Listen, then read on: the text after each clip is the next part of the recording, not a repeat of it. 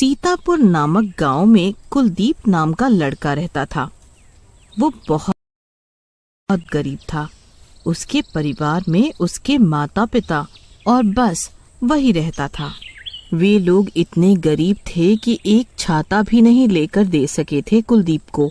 बेचारा बारिश में भीगता हुआ स्कूल जाता था। कुलदीप के पिता किसान थे। वो खेतों में बहुत मेहनत करते थे, तब जाकर उन्हें 2 वक्त की रोटी मिलती थी। एक दिन कुलदीप जब स्कूल के लिए जा रहा होता है, तभी रास्ते में अचानक से तेज बारिश हो जाती है। कुलदीप के पास छाता नहीं होता है, तो वो भागते हुए एक पेड़ के नीचे खड़ा हो जाता है। ओफो, इस बारिश को भी अभी ही शुरू होना था। अब मैं स्कूल के लिए लेट हो जाऊंगा। आज फिर से स्कूल पहुंचकर मुझे टीचर की डांट सुननी पड़ेगी। अब मैं क्या करूं? कैसे स्कूल समय पर पहुंचूं? तभी सामने से उसकी क्लास के कुछ बच्चे दौड़ते हुए स्कूल की तरफ जा रहे थे। सभी बच्चों के हाथों में अपने अपने छाते थे। काश मेरे पास ऐसा ही एक छाता होता, तो मैं भी बारिश की वजह से स्कूल के लिए लेट नहीं होता और ना ही मुझे टीचर की डांट सुननी पड़ती कभी भी। क्यों ना इनसे मदद मांग के देखूं, क्या पता कुछ मदद मिल ही जाए। हे, हे, सुनो, रुको। उसके सारे साथी आवाज सुनकर रुक जाते हैं और पीछे की ओर पलट कर देखते हैं।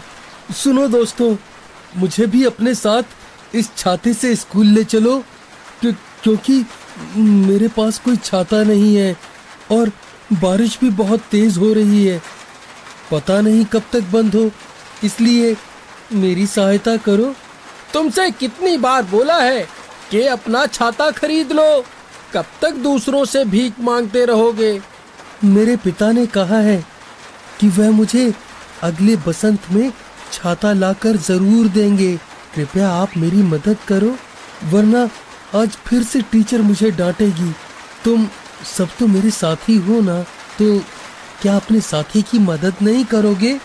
हमें नहीं पता। देखो कुलदीप, तुम्हारी समस्या तुम खुद ही जानो। हम तुम्हारी कोई मदद नहीं करेंगे और अब हमें वापस रोककर हमें स्कूल के लिए लेट ना कराओ। चलो दोस्तों, चलते हैं यहाँ से जल्दी, वरना हमें भी स्कूल के लिए देरी हो जाएगी और हमें भी इस कुलदीप की तरह टीचर की डांट सुननी पड़ेगी। और सारे दोस्त वापस मुड़कर स्कूल की ओर भागने लगते हैं। कैसे दोस्त हैं मेरे, मेरी कोई सहायता भी नहीं करी।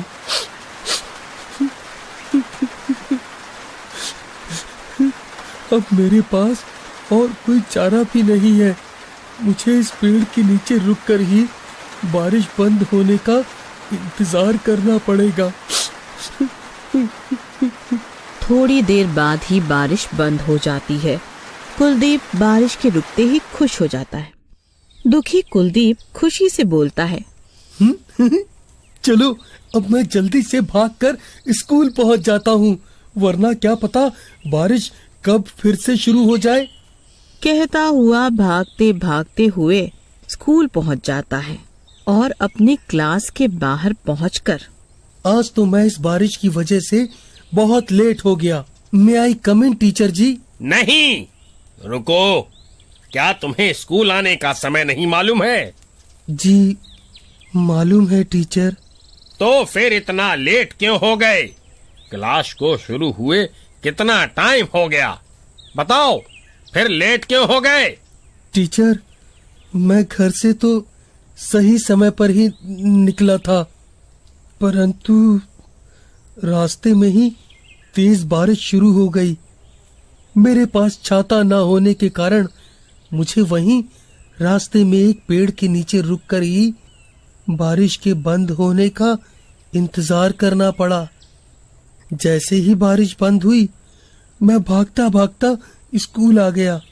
अरे कुलदीप बेटा, तुमसे कितनी बार कहा है कि अपने माँ बाप से कहकर अपने लिए एक छाता मंगवा लो, जिससे कि तुम्हें स्कूल आने के लिए देरी ना हो। ठीक है टीचर जी।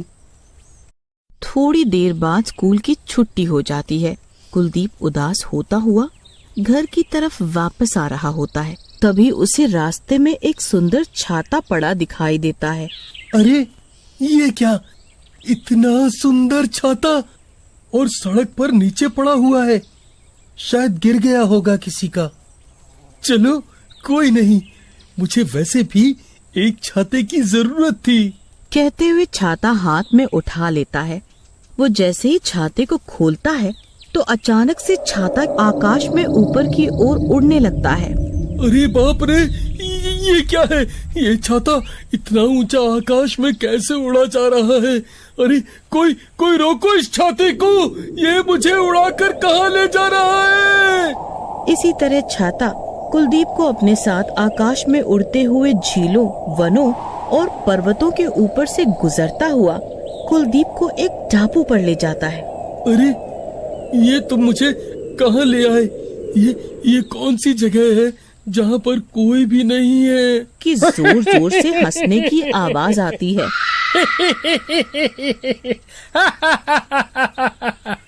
अरे ये किसके हंसने की आवाजें हैं? तभी छाता अचानक से बोलने लगता है। घबराओ मत, ये मेरी आवाज है। मैं एक जादुई छाता हूँ। मैं दुखी लोगों की मदद करता हूँ। ठीक है। यहाँ एक जादुई खजाना है। तुम अंदर जाओ और अपनी आवश्यकता अनुसार सोना चांदी लेकर 10 मिनट में वापस आ जाना, नहीं तो तुम्हें इसका बहुत बुरा अंजाम भुगतना पड़ेगा। ओहो वाह! कहता हुआ खजाने की तरफ जाता है और कहता है, अरे वाह, इतना सोना चांदी, अब तो मैं भी पैसे वाला हो जाऊंगा और मेरे पास भी बाकी सबके जैसे कपड़े, खिलौने, किताबें और बाकी जरूरत की चीजें होंगी। पर मैं कभी घमंड नहीं दिखाऊंगा और जरूरतमंदों की हमेशा मदद करूंगा। मैं नहीं चाहता कि कोई मेरी तरह मजबूर होके अपने भाग्य को कोसे। अब और देर ना करते हुए मुझे जल्दी ही आवश्यकता अनुसार सोना चांदी लेकर वापस जाना होगा। कुलदीप 10 मिनट से पहले ही एक झोली में सोना चांदी लेकर वापस छाते के पास आ जाता है। छाता कुलदीप को उसके घर वापस ले आता है। कुलदीप सोना चांदी और छाता लेकर अपने माता पिता के पास जाकर उन्हें सारी कहानी बताता है। तभी ये सारी बातें खिड़की से उसका पड़ोसी शक्ति सुन लेता है। अरे इतना सोना चांदी, इस छाते की मदद से मैं भी वहाँ जाऊंगा और खूब सोना चांदी लेकर आऊंगा। तभी रात को शक्ति उस छाते को चुपके से चुरा लाता है। शक्ति छाते को खोलते हुए वहीं ले जाने को बोलता है। छाता शक्ति को उसी टापू पर ले जाता है और सारी बातें उसे बताते हुए जल्दी आने को बोल देता है। अरे वाह, इतना सोना चांदी, मैं तो सारा ही सोना चांदी लेके वापस जाऊंगा ताकि मैं अमीर बन जाऊं। कहते हुए खजाना उठाने लगता है और छाते के द्वारा बताई गई बातों को भूल जाता है। जैसे ही उसे 10 मिनट से ज्यादा टाइम हो जाता है तो वहाँ पर एक बहुत बड़ा आँख वाला राक्षस आ जाता है।